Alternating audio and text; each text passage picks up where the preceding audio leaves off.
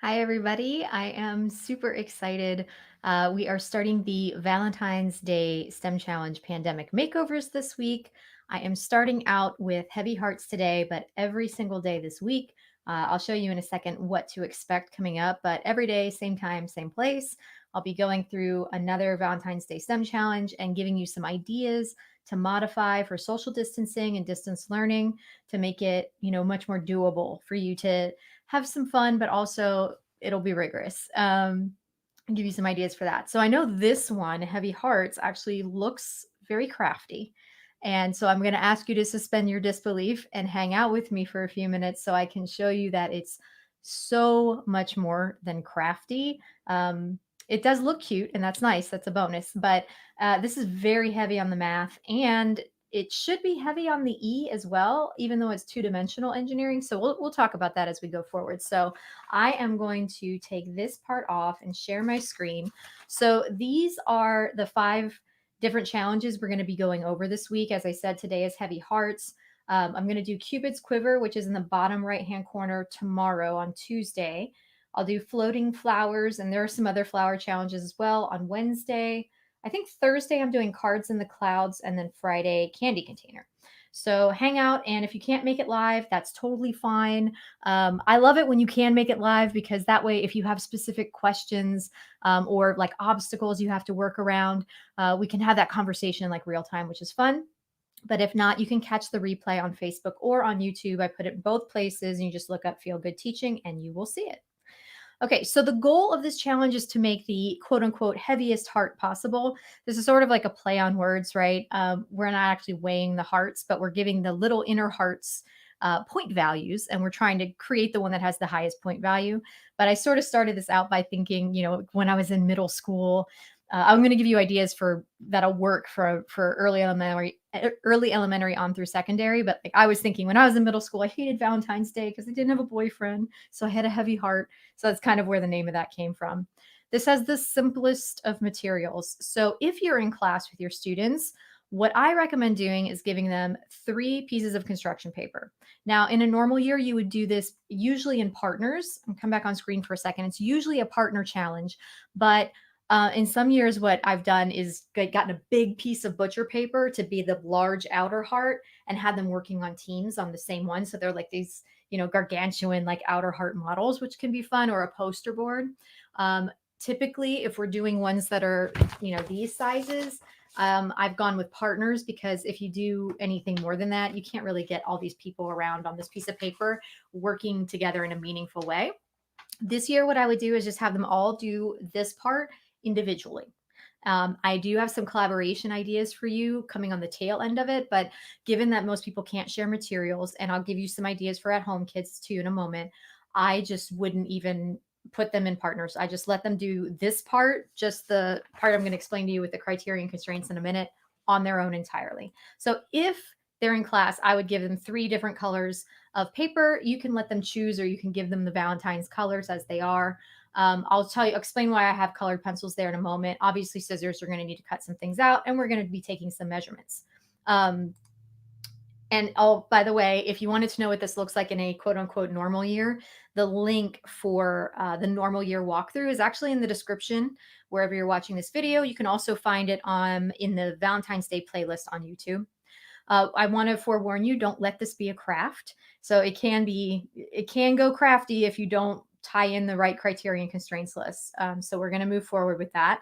And this is something that I've done in the past with younger kids to save some time, but I don't like doing it. So this is one recommendation if you need to save some time is you can pre-cut squares for your kids and then let them design their 3 sizes of hearts out of that, but it really removes a lot of the engineering problem solving if you give them pre-cut paper. So I really recommend avoiding that if you can. One thing I would take a look at is inner heart production, like the little color groups and size groups. That might be its own day before anything else happens. One thing that I would kind of start a class discussion on, and this will tie in if you're doing hybrid or your distance learning, is well, what if you don't have construction paper at home? I mean, most people aren't going to have construction paper, or certainly not, convenient colors for it. So, one of the things that I would have the day before the challenge or the week before the challenge, just to start thinking about this and having the discussions. So I would ask kids to take a look around their home. I would expect them to come up with junk mail, and maybe like if they have grocery bags, just random stuff. And what I would do is if they had a grocery bags or something, like the like grocery store junk mail is a good big size. So I would do the big outer heart out of something larger and then use junk mail for the smaller sizes. And it doesn't have to be, pink and purple and red. It doesn't really matter. It is helpful if you can have some kind of distinction between the outer heart and the inner heart, which is why I was thinking in my house, I'd probably use the Trader Joe's bag for the outer heart and then use all the junk mail for the inner hearts, just because I think it would be easier to sort of see them differently in there. But you can talk this over with your kids. This is part of the problem solving, right? And so one of the things I've been saying this year as I've been doing these pandemic makeovers is don't solve all these problems for your kids. So like when you're sitting there thinking to yourself, I'd love to do a STEM challenge, but like we'd have to make some changes and I don't have the time or the bandwidth or the energy to do that. Don't. Just put it in your plans to like bring it to your students and start having those discussions. If you can do breakout rooms and have them sort of, break that down there, that's great. And if not, you just discuss it whole class. You don't have to solve the problems for them. This is real world, right? So another question that I might ask students ahead of time is, what's an efficient way to make 3 color or size groups? Now, in a normal year, I would make like all the pink hearts or whatever it is, like in this case, I did the large hearts are red and the medium hearts are purple and the small hearts are pink. And then I just kept that throughout. But somebody else might assign it differently.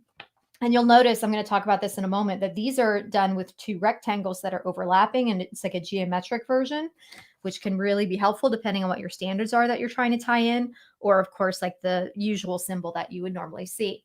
I would also ask my kids to think about what's the best way to make sure that your color or size groups are the same size, because part of this challenge is I'm going to get through it. Don't worry, I'm getting to it. I know I haven't told you the criteria or constraints or how to assign points, which is really what beefs up this challenge.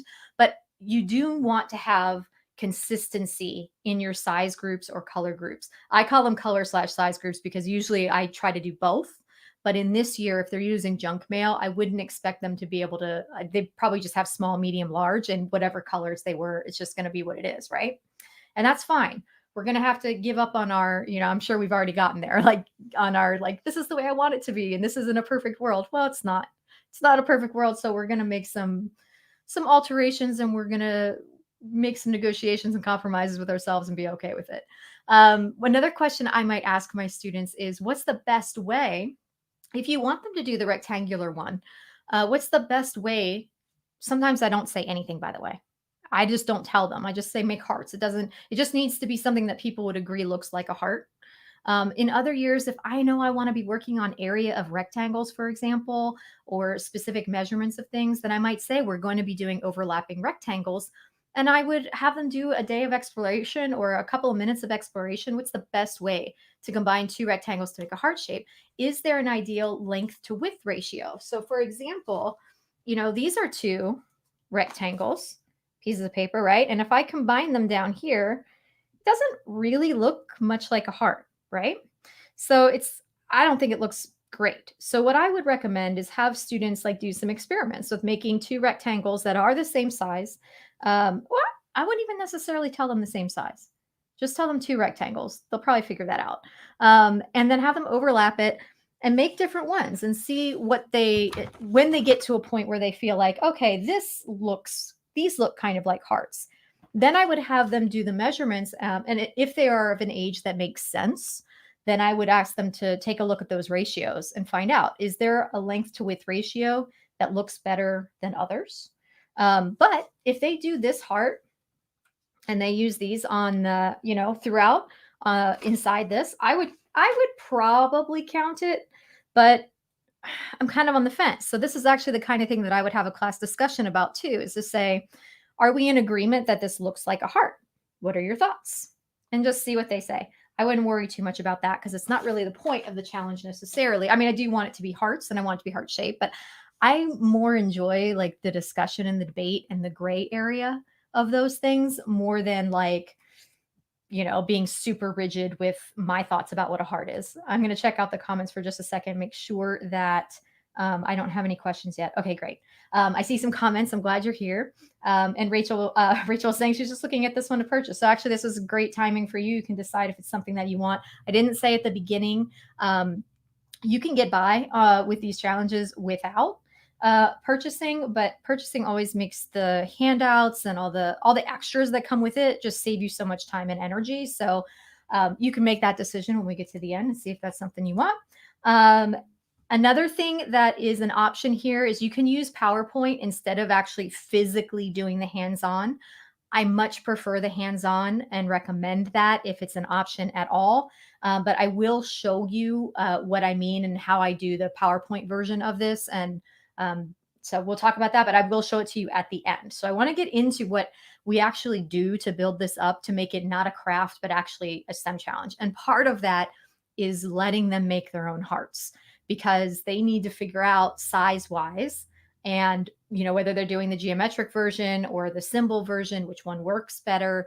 They need to do all that kind of exploration and designing and maneuvering on their own. I think that's important. If you are more focused on really wanting to make sure that the math piece is what you're really focused on and you're okay with letting the engineering piece go, I wouldn't call it a STEM challenge at that point, but that's, it's semantics. So I want you to do what you want to do to make this work with your kids. But here's kind of like the basics of what I do with younger kids is I say, you have to have 3 color size groups. Your hearts must be symmetrical. The inner hearts must share one side or point with a heart of another color. So that means I can't just go in here and fill this all up with like tiny red hearts. I need to make sure that it's okay for 2 reds to be next to each other as long as they're also next to something else. And that can be along a side of it, or it can be just the point. So like this, that's why we see some scatters. Otherwise, it gets kind of boring. You can take that out and see what would happen, but I wouldn't do it on the first design or the first build. Inner hearts may touch each other, but they can't overlap. And the inner hearts may not cross the outer heart boundary. So they can't go past the black line or whatever it is they make. If they're at home and they're using their own thing, then I recommend not just drawing the heart, but to actually cut the heart out, because then they can hold it up and see, like hold it up. So it's like this. And then they can see from the back if there's any of the inner hearts protruding out. And that makes it a little bit easier to see. Okay, let me add that back in. All right, some options to make this better or more appropriate for older students, right? You're going to want to beef up those criteria and constraints. So one thing you can do is say the length of each size color heart. So your small hearts versus medium versus large should be at least 50% longer than the last. So one of the things that I'll do is I'll show them, putting a heart in a box. If they're using, this version, they can also do that with this version and sort of put it in a box. They will measure the length at the longest point, and the next size up. So this is a medium heart. So the next size up must be at least 50% longer than this. Now, if you're doing percents, then you could say it has to be, you could say double the size, or you could say it has to be at least 2 centimeters longer or 4 centimeters longer, whatever. Just tie in a measurement standard or an addition standard instead of percentages if you don't want to go there, right? And so if this is the medium heart, then the small heart should be 50%, at least 50% smaller than this, right? So that's an option to beef it up a little bit and to have them doing calculations throughout. You could also require unique width ratios. This should say actually length to width ratios. It does say it. I just didn't read it. For each size and color group. So you might say if you're doing, I would use this with a geometric one. You could say the pink hearts, or not even necessarily the pink. I let them choose what they want to be, their small, medium, large. But you could say one of your color groups should have a 1-to-3 ratio. One of your color groups should have a 2-to-1, and one of your color groups should have a 3-to-4 ratio. It doesn't matter, just be arbitrary, but it just makes them have to think and categorize. And especially in that case, guys, if you're going to do that, make sure that you make inner heart production. I would definitely do that on its own day. If you're going to be this specific, where they're going to have to do a lot of calculations to kind of figure out what their sort of base template is going to be for their size color groups, that can be its own lesson because there's a lot of measurement, a lot of calculating, a lot of trial and error with that. And if you're trying to pull that all in on the same day that they actually put this onto like the designs, it it feels like too much to me for one day. So I guess it depends on the length of your class piece. And another idea is each size or color group should represent at least 20% of the design. And you can, or 30, 30, and 40%, or any rule you want. And that can be based by the number of hearts in the design or by the point values you assign. So let's talk about point values and ways to do that. You can keep it super simple and say all of your large hearts are worth 3 points. All of your small hearts are worth two. And all of your, I'm sorry, middle, medium are two, and then small is one. Or you can have them take length or width measurements. And again, if they're using the traditional shape, you can just tell them to put the heart in the box.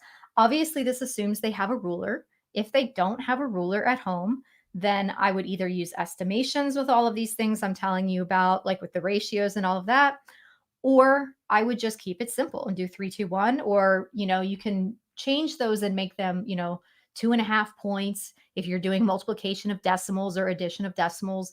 Whatever your standards are that you're wanting to either reinforce or introduce or practice with math can be tied into this. So you could even make the hearts worth, fractions instead so that they have to add those up.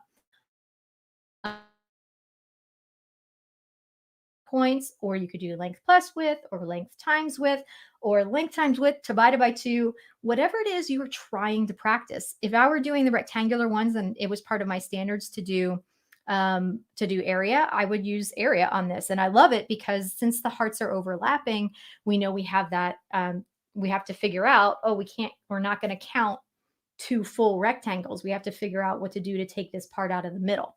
So that can be a great way to practice this. You can also come up with a completely arbitrary rule to practice a standard you want to work on. So you could say to figure out how many points your hearts are worth, you're going to take 60% of the length times 30% of its width. You can choose a different rule for each color group or just say that's the rule for all of the hearts. And then, of course, we're going to have some form of data tracking that they're going to need to do. So in this case, in this example, you can see what the version looks like that was actually made out of construction paper. And then when we're tracking the data, you can see that we just use, this is what the colored pencils were for. You don't really need them, but it makes it easier to understand which was which. You can see up in the corner that this says number 2. One of the things that you can have your kids do is try different arrangements without gluing or taping anything down. So they're going to try an arrangement. Maybe they can take a picture if they have their phone, or they have, maybe if you're a one-to-one classroom or they're at home, so maybe they could take a photo of what they have. If not, they can just do a quick sketch and figure out, okay, in this arrangement, this is how many points I had. And I think in this one, we did length times width divided by 2. But then they can come up with, again, don't tape it down, try another version, do another sketch or take another photo and do the points. And then they can come up with their best or their heaviest heart in fairly short order, right? They can probably do at least 2, try out 2 and do the calculations. If it's appropriate to have them use calculators, let them. For extensions, one of the things that I like to do is have all of these on display. Let me come back on. So when you have all of these done, if you're in class, if you're not in class, you can still do this with photographs. They could scan it, they could submit it via Google Slides or Flipgrid or something like that. And if you had them on this, actually put their point total here, or use that other sheet where they're doing their data tracking, and then sort them, or have the kids sort them. If you have it on Google Slides, it'd be pretty easy to do, right? And then sort them from highest to lowest point totals, and then ask them questions. Ask them to be looking and ask these questions first. What do you see? What do you notice? What do you wonder? Which designs do you like best and why? And one of the reasons I like to ask that question is because of the follow-up questions, because sometimes the heaviest heart isn't the most interesting one to look at, right? So then we start a debate on, all right, well, what makes a successful design? And a lot of kids will say, well, it met the criterion constraints, or it's the heaviest heart, which is fine. That's a good answer, right? But others might say, isn't it just as important that it looks interesting or that it's beautiful or whatever? And then to have that discussion and debate, I think it's an interesting one to have to see where they go with it. But I also like trying to encourage them. I think this is one of the ones that kind of comes up where you get to encourage them to think beyond the criteria and constraints, and see if they can create something that meets the criteria and constraints, but maybe also goes beyond in some way. So that's one of my favorite kind of question starters with that. As I mentioned earlier, this is typically a partner or a group activity, but in this year that might not work very well for you. So one of the things that I think works in this one is actually to do more collaboration after they make their individual creations. So one of the things that works here really well, I think, is to have them display their own data with graphs and let them choose how to communicate their own data, class data, or put them in small groups and have them communicate how they would display their group data. So if they're old enough, I don't tell them what I want necessarily. If they're young or if there's something I really need them to specifically focus on, then I will tell them. But I think it's interesting to see when you don't tell them what kind of graph to make, what do they decide to make? Do they make bar graphs? Do they try a stacked bar? Do they do pie charts like percent contribution to the total design based on the number of small, medium, large, or percent contribution based on the point values that were there from the small, medium, and large? And those might very likely, maybe, I don't know. I don't know if it would create two different pie charts, but wouldn't that be fun to see? Wouldn't that be interesting to explore? And as I said, they can do their individual data, but they can also do something that displays it as a group, and that forces them to work together. If they are at home, if you're doing entirely distance learning, I would have them have these discussions on a Google slide or in a breakout group, or using something maybe like Padlet or Flipgrid to sort of figure out how to display this data. I also like the idea of when you have these all hanging up in order from highest point to lowest point, looking for patterns. What did the high scores have in common, or the heaviest hearts have in common? Anything? And what about the lower ones? Is there anything that they have in common?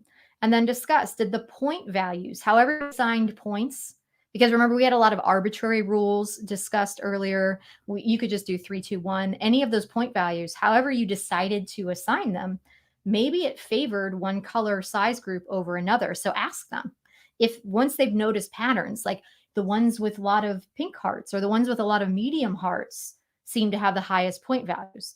And then ask them why they think that is. Maybe it's the way we assign the point values. If so, how can we adjust the point goals to account for this to make it more fair? And then have them recalculate their own design based on the new rules, resort, reanalyze, and see where you're at. So this is a kind of thing that can be a short activity, or it can take lots and lots of time depending on how much analysis you choose to do after the fact. And like redesigning is also an option here, right? I also might ask them, is there anything in the inner heart production that could be adjusted to improve results? Because some kids are going to find that it takes them a long time to make their inner hearts. If they're trying to do measurements on each one, that's not going to be as efficient as creating a template, which also probably isn't as efficient as creating maybe the same size squares that they then, even have a half a template for that. There could be lots of different approaches to this. And it's one of the things I really enjoy having kids kind of work through and discuss, because it's one of those sort of things that often gets overlooked, right? Like, how did you approach the problem? How did you decide to move forward with it? Because in a typical school situation, in a normal year, they're going to be constrained on time to create their designs, right? And so that includes the heart production most of the time in the same class session. So they have to make the hearts as quickly as they can so they can have more time to figure out how to design them, or how to create the entire design. So just having them think that through and hearing how other people did it and seeing how other people did it can sort of open their eyes to different ways to approach the same problem, which they often don't see, right? Because they usually only see the end results. Okay, moving along. Here we go. Obviously, this is connected to the heart. So if you have standards in your science class related to circulatory system or the human heart connections, you could do that. You might even consider redoing this using like anatomically correct hearts, which would be interesting. I've never done that. Another thing that can be collaborative and fun for small groups is to have them create questions and answers based on their designs and your math standards that they can then trade with another group to sort of answer. So they would make their own questions.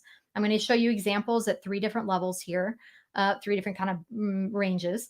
And then they can create the answer key as well and then share with other groups and answer them. So if you haven't done this before, kids really enjoy this, like, oh, what can we do to really stump another group? Like, what kind of question can we make that's like really super tough?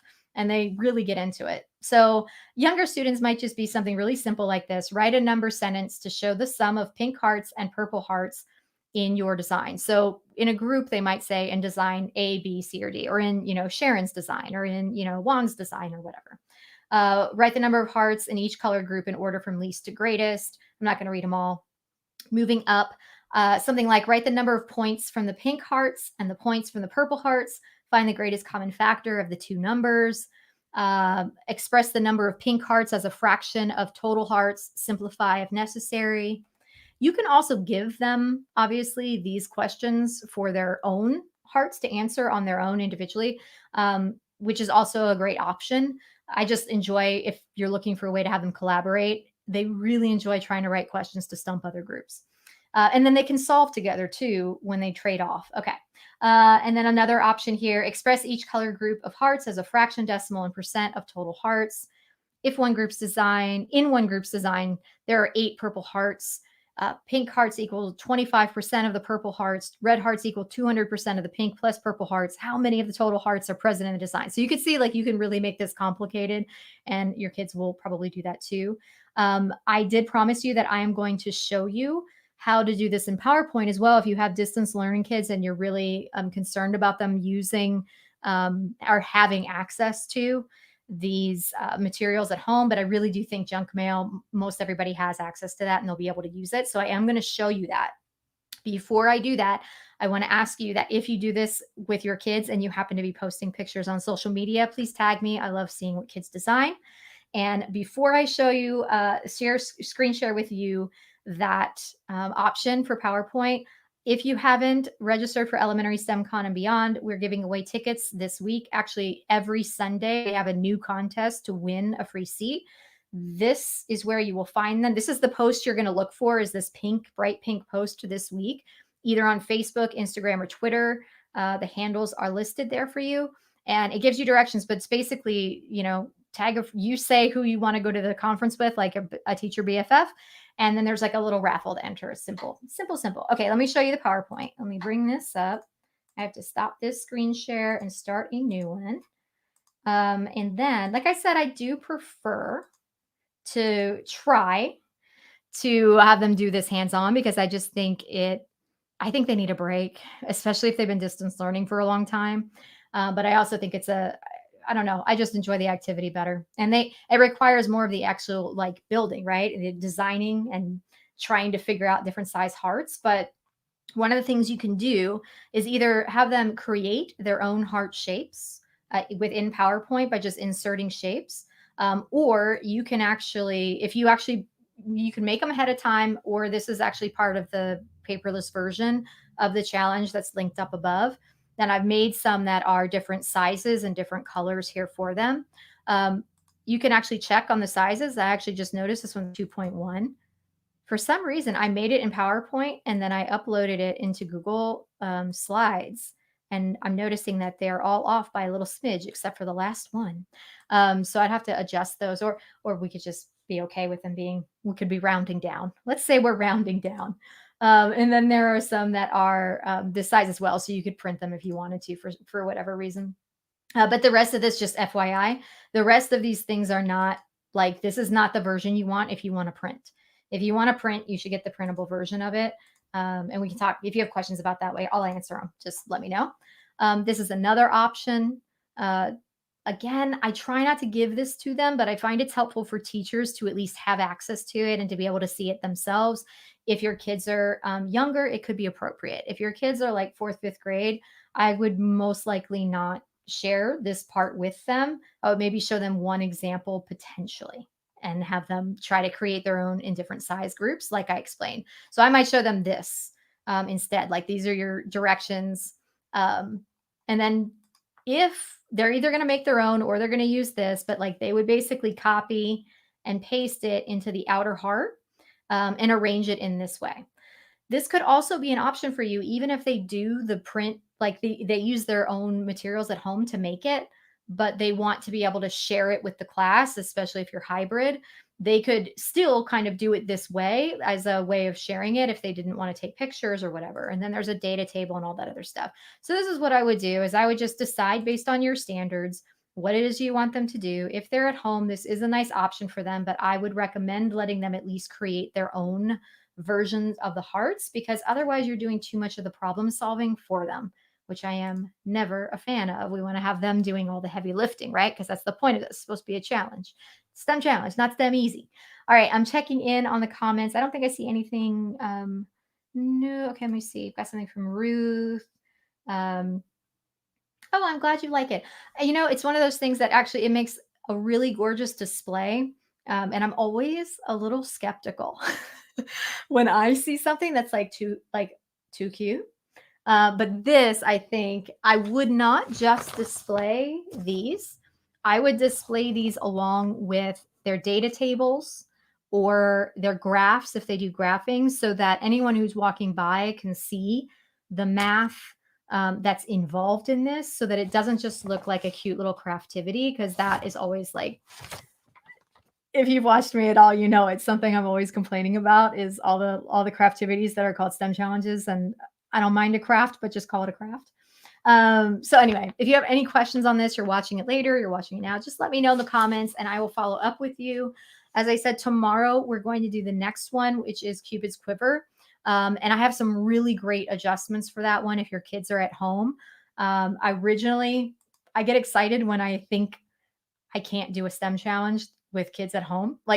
And then I figure out a way around it. So like Cupid's Quiver was one that I thought maybe we just won't do a pandemic makeover on that one. I don't think it'll work because typically you use paint and it's like, you're not going to have kids doing that at home, but I figured it out. I'm excited to share it with you tomorrow. I think Heavy Hearts is a wonderful one to use with your kids because it's very few materials. Lots of great math can be tied into it. It looks great on a display board if you have kids in class, and it's easy enough for you to assign out to your kids who might be at home as well. So that's why I started. I decided to lead the week with that one because I think if I were just going to do one, it would probably be that one. But tomorrow is a pretty good, you know what? Every single day I'm going to do one. I'm going to get excited about it and think that's the right one. If you're only going to do one. So join me whichever ones make sense to you that you're excited to hear about. Tomorrow's Cupid's Quiver. I will see you Tuesday, same time, same place. Have a wonderful evening. Bye for now.